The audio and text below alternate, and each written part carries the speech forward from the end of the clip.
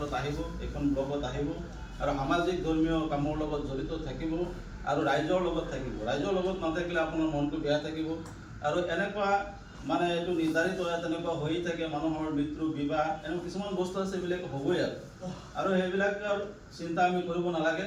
আৰু এনেকৈ আমি বহুত কেইজন ব্যক্তিক ইয়াৰ পৰা মানে আমি বিদায় দিছোঁ আৰু আজি তেখেতৰ বিদায় সম্বৰ্ধনা সভা, এই বিদায়ত তেখেত আমাৰ আপুৰুগীয়া উন্নয়ন খণ্ডটোৰ ক্ষতি হৈছে আৰু এই অঞ্চলৰ ৰাইজৰ ক্ষতি হৈছে আৰু তেখেতৰ যিটো হাঁহি আছে, তেখেতৰ ওচৰত আহিলে যি হাঁহিৰে কথাটো পাতিছে আৰু বহিবলৈ দিছে, এই অঞ্চলৰ ৰাইজে কেতিয়াও পাহৰি নাযায় আৰু এই অঞ্চলৰ ৰাইজ আপোনাৰ লগত থাকিব। আমি যেতিয়া চিঙিমাৰী বজাৰত থিয় হৈ আছিলোঁ তেতিয়া আমি চাই আছোঁ যে 9টা বাজিছে, 9:30 নিখিল দা আহি পালে।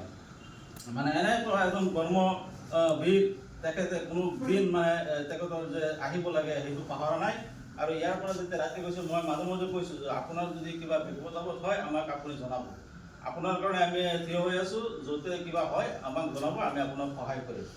এই আপোনাৰ ৰাস্তা ঘাটত এনেকৈ অকলে অকলে গৈছে আৰু আমাৰ ইয়াতে জানে লাভা ফৰেষ্ট আছে, বহুত মানে ভয় কৰিবলগীয়া কথা, ৰাতি 5টা 6টাৰ পিছতে হাতী ওলায়।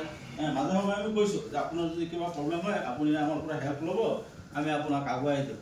গতিকে আমাৰ বহুত দুখ লাগিছে, অন্তৰখন কঁপি গৈছে তেখেতৰ কাৰণে। তেখেতক যাতে ভৱিষ্যতে ভগৱান আল্লাহে তেখেতক সুস্বাস্থ্য আৰু দীৰ্ঘায়ু হওক তাৰে কামনা কৰিছোঁ আৰু এই অঞ্চলৰ পৰা আমি তেখেতৰ কাৰণে দোৱা প্ৰাৰ্থনা কৰিছোঁ যাতে তেখেতে ভালেই থাকে, তেখেতৰ স্বাস্থ্যটো ভাল থাকে আৰু সামাজিক আৰু ধৰ্মীয় কামৰ লগত তেখেতৰ বাকী থকা জীৱনটো যাতে কটাব পাৰে, তাৰ কাৰণে আমি তেখেতক আমি মানে আমাৰ অন্তৰৰ পৰা তেখেতক আহ্বান জনাইছোঁ, শুভেচ্ছা জনাইছোঁ। ঠিক আছে, এইখিনি মই বক্তব্য